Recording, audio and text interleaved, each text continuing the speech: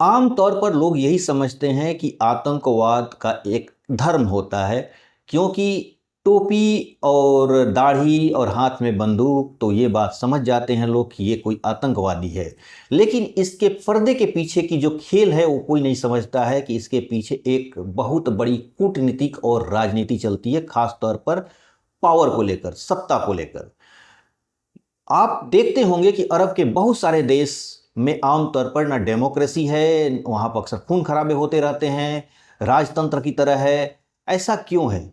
इसके पीछे एक वजह है, ऑटोमन्स। यानी कभी इन क्षेत्रों पर ऑटोमन्स का शासन था, और ये ऑटोमन्स चूंकि तुर्की में बैठा हुआ था, वहाँ के शासक जो खलीफा तुर्की में बैठते थे, और पूरे अरब में वो लोग छोटे छोटे छत्रप तैयार करके रखे थे। जिस तरह मुगल साम्राज्य भारत में दिल्ली में बैठता था, आगरा में बैठता था, लेकिन अलग अलग क्षेत्र पर उसका छत्रप बैठा करते थे, ठीक उसी तरह।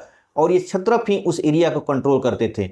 बाद में ये छत्रप ब्रिटिशर से, फ्रेंच से मिलकर ऑटोमन्स को हटाने में मदद किए इनको, और बाद में ब्रिटिशर ने इनको इनाम के रूप में इनका वो क्षेत्र जो आप देख रहे हैं, चाहे वो इराक का क्षेत्र हो, चाहे वो जॉर्डन का क्षेत्र हो, चाहे सऊदी अरेबिया का क्षेत्र हो, सीरिया का क्षेत्र हो, इनको इनाम के रूप में ब्रिटिशर और फ्रेंच ने दे दिया, जिन्हें उस जमाने में भी छत्रपों के उनके प्रतिद्वंदी थे, सत्ता के लिए उनका संघर्ष चलता रहता था। और यही संघर्ष बाद में आतंकवाद का रूप ले लिया।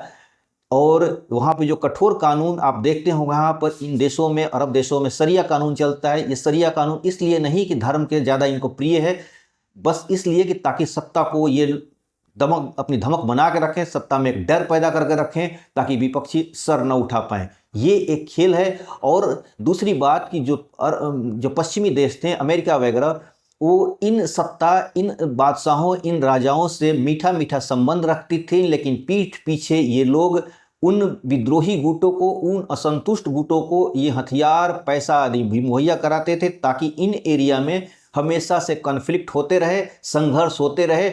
और हुआ भी इस तरह का संघर्ष होते गया, और इसे ही नाम आतंकवाद का दिया गया। और आज जो आप खून खराबे देखते होंगे, ये उसी का हिस्सा है। ये आतंकवाद का एक चेहरा इस्लामिक बना दिया गया, इसके पीछे पश्चिमी देश है।